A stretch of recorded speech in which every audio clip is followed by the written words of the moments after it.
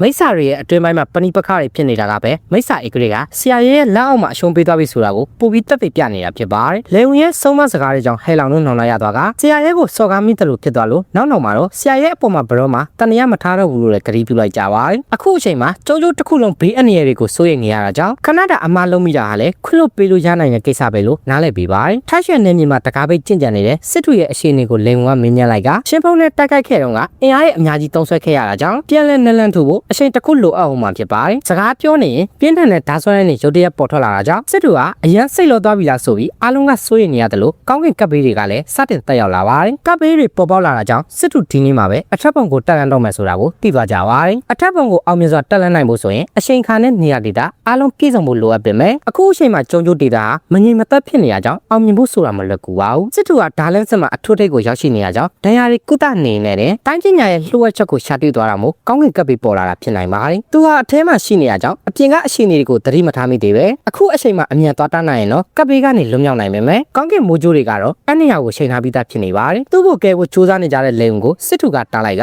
ဒီကောင်းကင်ကပ်ဘေးကိုရှောင်ပြေးမှာမဟုတ်ပဲရင်ဆိုင်မှုအသင့်ပြင်ထားကြောင်းပြပြတတပြောလိုက်ပါတယ်။အဲ့ချိန်ဆရာရဲ့ရှင်းဖုံးကိုမြင်တွေ့ရခဲ့တဲ့အထက်ပုံတက်လန့်မှုမြင်ကွင်းကိုတကယ်ပဲသွားကြည့်ကျင်လာလားလို့မေးမြန်းလိုက်ကရှင်းဖုံးကလည်းသူတစ်ခါမှမမြင်ဘူးသေးတာကြောင့်ကြည့်ကျင်တယ်လို့ဆိုပါတယ်။ချောချိုကိုလည်းသူ့နာကနေနည်းနည်းဝေးမှထိုင်ခိုင်းလိုက်ကဘာလို့ဆိုတစ်ပင်ရလျှက်စစ်ကူးနိုင်တဲ့အရာဖြစ်တာမို့မိုးကြိုးတွေကရှောင်းချိုကိုလာပြင်းသူ့ကိုပါလာထိမှကိုကြောက်နေရကြောင်းဖြစ်ပါတယ်။ခြေတက်တိုင်းမှာမြင်နေရတဲ့မိုးကြိုးလိုင်းနေရထိုက်ရွှေတက်စင်တဲ့မြေရဲ့အပေါ်မှာဖြစ်နေတာကိုဆရာရဲ့သတိထားမိလိုက်ပြီးသူတို့ရောက်ရှိသွားတဲ့အခါမှာတော့တပည့်တွေကချိုးသေးစွာနဲ့စီးကြိုနှုတ်ဆက်ကြပါတယ်။ကောင်းကင်မိုးကြိုးတွေရဲ့ရိုက်ခတ်မှုတန်ကိုပြင်းပြင်းထန်ထန်ခံစားနေရတဲ့စစ်ထုကိုကြည့်ပြီးဆရာရဲ့ကတနာစီကကောင်းလိုက်တာလို့ရေရွတ်လိုက်တယ်လို့ရှင်းဖုံးကလည်းဒီဖြစ်ရက်ကိုစက်ကြည့်ကျင်နေပါတယ်။မိစ္ဆာမကိုပါခေါ်လာတဲ့ဆရာရဲ့ကိုဟဲလောင်တို့တွေ့သွားတာကြောင့်လေုံကလည်းရှေ့ဆက်ပြီးဘာဆက်လုပ်ရမလဲဆိုတာကိုအကဲခတ်နေရပါတယ်။ဟဲလောင်တို့ကဆရာရဲ့ကိုရိုးသေးစွာဂါရပြုတ်လိုက်ပြီးဆရာရဲ့ကလည်းဂါရပြုတ်စရာမလိုပဲဒီနေရာကနေအတူတူစောင့်ကြည့်ကြမယ်လို့ပြောလိုက်ပါတယ်။မျိုးနွယ်စုခေါင်းဆောင်တွေနဲ့ရှင်းဖုံးတို့ကြားကမသိမြတ်တဲ့အခြေအနေကြောင့်တိုက်ပွဲတွေဖြစ်ပွားမှကိုဆရာရဲ့ကကြောက်လန့်နေရကအပြင်မှာလည်းမိုးကြိုးတွေပြစ်နေရကြောင်းဘယ်နာကိုပြေးပုံရမလဲမသိလို့ပြုံးပြုံးလေးသာဟန်ဆောင်နေရပါတယ်။ဆရာရဲ့တည်ငြိမ်နေတဲ့မျက်နှာအမူအရာကိုကြည့်ပြီးဟဲလောင်တို့က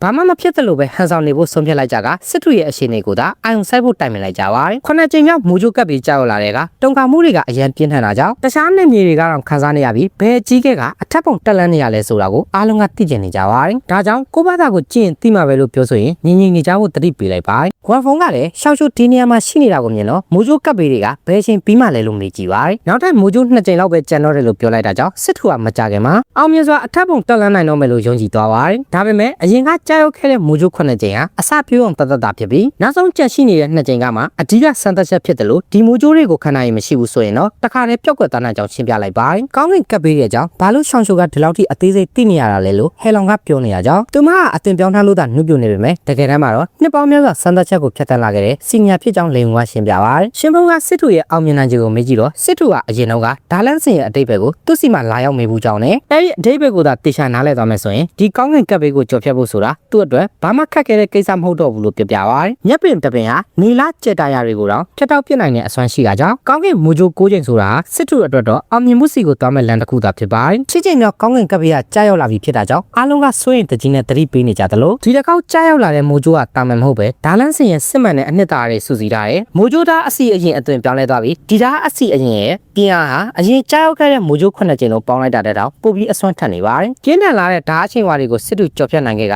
ဒီကပ်ပေးကိုကြော်ဖြတ်နိုင်တာဆရာရဲ့ထိရောက်လာတဲ့လမ်းညွှန်မှုတွေကြောင့်ဖြစ်ပြီးသူဟာဒါလန့်စင်ရဲ့အနှစ်သာရတချို့ကိုသိမြင်သွားပြီဖြစ်ပါတယ်။အထက်လောကကလာတဲ့ကျင်းထန်လာတဲ့စွမ်းရည်တွေရုတ်တရက်ထွက်ပေါ်လာတာကြောင့်ကပ်ပေးတစ်ခုကျန်နေသေးပေမဲ့စစ်ထုတယောက်အခုပဲအထက်ဘုံကိုတက်လန့်သွားပြီလားဆိုတာဇဝေဇဝါဖြစ်နေကြပါတယ်။မိုးကြိုးကပ်ပေးအရေးအတွက်ဟာပြောင်းလဲလို့မရတာကြောင့်အခုလိုဖြစ်ပျက်နေတာအလဲပြောင်းတစ်ခုကြောင့်ဖြစ်နိုင်ပြီးဒါဟာတာမန်တက်လန့်မှုမျိုးမဟုတ်တော့တာသိကြနေပါတယ်။ကောင်းကင်ရံမှာနိဗ္ဗာန်ဓာတ်တော်ကြီးပေါ်ထွက်လာတာကိုမြင်လိုက်ရတဲ့အခါစစ်ထုကဒီလိုမြင်ကွင်းမျိုးကိုမြင်တွေ့ရတဲ့အတွက်သူ့ဘဝမှာနောင်တရစရာမရှိတော့ဘူးလို့ဝမ်းသာအားရရည်ရွယ်လိုက်ပါတယ်။နိဗ္ဗာန်ဓာတ်တော်ဆိုတဲ့နာမည်ကိုကြားလိုက်ရတဲ့အခါဆရာရဲ့စိတ်ထဲမှာရင်းနှီးနေတယ်လို့ခံစားနေရကသူ့အုံနောက်ထဲမှာလည်းအတိတ်ပဲမဖော်နိုင်တဲ့အတိတ်ကပုံရင်ဟောင်းတွေကတစ်ခုပြီးတစ်ခုပြန်လည်ပေါ်ပေါက်လာပါတယ်။တစ်ခုခုကိုပြန်မှတ်မိသွားတာကြောင့်သွားကြည့်ကဒီတောင်ကြီးဟာလွန်ခဲ့တဲ့နှစ်ပေါင်း1000ကျော်ကစစ်နက်ဖျားကိုယ်တိုင်စစ်တပ်ကိုဦးဆောင်ပြီးနတ်ဆိုးတွေကိုတိုက်ခိုက်ခဲ့တဲ့အောင်မြင်ဖြစ်ကြောင်းဆရာရဲကလိုက်လာတဲ့ရှောင်းရှုကိုရှင်းပြလိုက်ပါတယ်။ဒီတိုက်ပွဲကိုဂုဏ်ပြုတဲ့အနေနဲ့အထက်လောကကနတ်ဖျားတွေကစစ်တီတော် တော်တွေအားလုံးရဲ့လက်နက်တွေကိုဒီနေရာမှာစိုက်ထူခဲ့ကြတာကြောင့်နိဗ္ဗာန်ဓာတ်တောင်ဟာဓာလန့်စင်အနှစ်သာရတွေစုဝေးရနေရာတစ်ခုဖြစ်လာခဲ့ပါတယ်။လွန်ခဲ့တဲ့နှစ်ပေါင်း1000အတွင်းအထက်ဘုံကိုတက်လန်းသူတွေအများကြီးရှိခဲ့ပေမဲ့ကောင်းကင်ကပ်ပေးနဲ့အတူ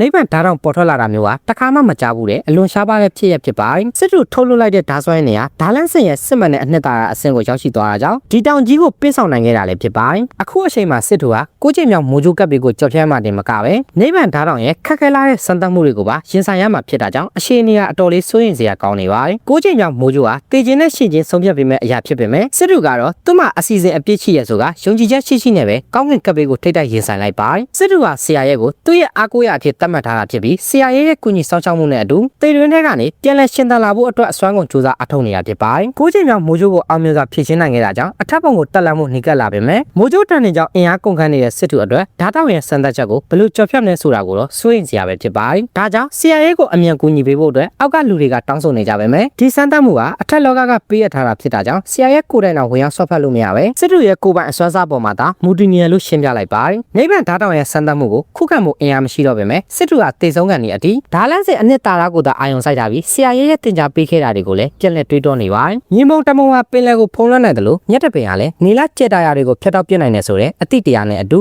စစ်တူကသူ့ရဲ့ဓာလန့်စင်ကိုနောက်ဆုံးအချိန်တက်တည်ပြဖို့ကြိုးစားလိုက်ပါတယ်။ဓာလန့်စင်ရဲ့ကောင်းကင်ကပ်ပေးကအခက်ခဲဆုံးဖြစ်ပေမဲ့စစ်တူကတော့သူ့ရဲ့ခန္ဓာကိုပျက်စီးသွားရင်တော့နှလုံးသားတွေကဓာလန့်စင်ကတော့ဘယ်တော့မှပျောက်ကွယ်သွားမှာမဟုတ်ဘူးလို့ကြွေးကြော်ရင်ရင်ဆိုင်လိုက်ပါတယ်။စစ်တူကသူ့ရဲ့ခန္ဓာကိုဓာလန့်စင်အတွက်စတေးလိုက်တာကိုမြင်တွေ့ရတဲ့အခါလေဦးနဲ့ကျန်တဲ့သူတွေကဒါတက်လန့်မှုကြရှုံးသွားတာဖြစ်နိုင်တယ်လို့ယူဆပြီးစိတ်မကောင်းဖြစ်နေကြပါတယ်။ဒါပေမဲ့စစ်တူတယောက်အထက်ပုံကိုအောင်မြင်စွာတက်လန့်နိုင်ခဲ့ပါတယ်။အခုလိုအောင်မြင်ရတာဆရာရဲ့ပေးခဲ့တဲ့ယေသနာတွေကြောင့်မို့ဒီကျေးဇူးကိုဘယ်တော့မှမိမမဟုတ်ဘူးလို့ဆိုပေမဲ့ဆရာရဲ့ကတော့ဒါစစ်တူရဲ့ကိုယ်ပိုင်ကြိုးစားအထောက်အမှုကြောင့်သာဖြစ်တယ်လို့နှိမ့်ချစာတုံ့ပြန်လိုက်ပါတယ်။အထက်လောကသားဖြစ်သွားပြီဖြစ်တဲ့စစ်တူစီကနေဆရာရဲ့ကသူ့ရဲ့တန်ရာတွေကိုမင်းမြန်းကျင်နေပေမဲ့ဆရာရဲ့ဘယ်သူလဲဆိုတာကိုတော့ထုတ်ဖော်ပြောကြားလို့မရဘူးလို့ဆိုပါတယ်။မှတ်ဉာဏ်တွေကိုကိုယ်တိုင်ပိတ်လောင်ထားဖို့ရွေးချယ်ခဲ့တာဆရာရဲ့ကိုယ်တိုင်ဖြစ်တာကြောင့်အချိန်တန်တဲ့အခါအရာအလုံးကိုနားလည်သွားလိမ့်မယ်လို့စစ်တူကဆိုလိုက်တဲ့အခါဘေးကလူတွေကတော့သူတို့ပြောတာတွေကိုနားမလည်နိုင်ပဲဖြစ်နေကြပါတယ်။မှတ်ဉာဏ်တွေကိုကိုယ်တိုင်ပိတ်လောင်နိုင်တဲ့အထိစွမ်းအားကြီးရဲ့ဆရာရဲ့ level ဟာတာမန်လူတွေရဲ့အသိဉာဏ်တွေတဲ့အများကြီးတာလွန်နေရကြောင်းသူတို့ပြောနေတဲ့အထက်လောကလှုပ်ဝက်ချက်တွေကိုနားမလည်တာဟာမထူးဆန်းဘူးလို့လိန်ဝါမှတ်ချက်ပေးလိုက်ပါတယ်။